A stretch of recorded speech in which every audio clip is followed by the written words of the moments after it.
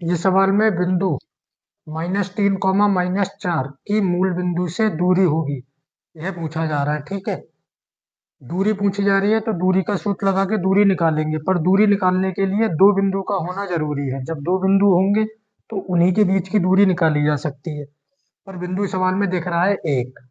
दूसरा बिंदु क्या है? मूल बिंदु। ठीक है, एक बिंदु है -3, -4 और दूसरा है मूल बिंदु। मूल बिंदु के निर्देशांक क्या होते हैं? 0, 0। ये स्टैंडर्ड होते हैं फिक्स। ठीक है, ये जो एक्सिस होती है, ये एस अक्ष और ये वाई अक्ष, तो ये जो पॉइंट है ये मूल बिंदु होता है। तो यहाँ पे क्या होगा, नंबरिंग यहाँ से होती है। ठीक है, ऐसे ही इधर, तो यहाँ पे क्या होता है, ये तो 0 है ना। अगर x पे देखोगे तभी भी यहाँ 0 और y पे देखोगे तभी भी यहाँ 0। तो जहां x और y अक्ष दोनों कटती हैं वो क्या कहलाता है? मूल बिंदु। वैल्यू होगी उसकी 0, 0। इनको मान लोगे, एक को x1, y1, x2, y2। निकालना क्या है? दूरी। दूरी का सूत्र याद होना चाहिए, क्या होता है? √x1 माइनस x2 का whole square plus y1 minus y2 का होल स्क्वायर।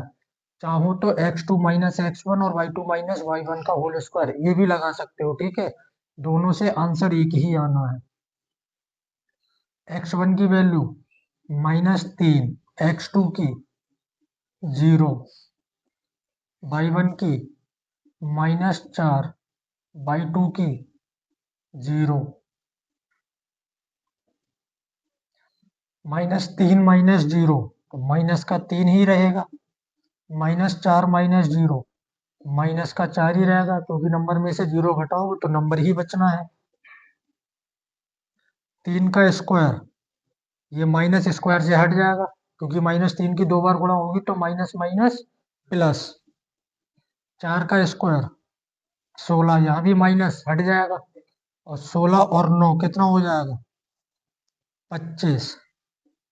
और 25 कितने का होता है? √5 की वैल्यू। तो इसकी दूरी कितनी हो जाएगी? 5।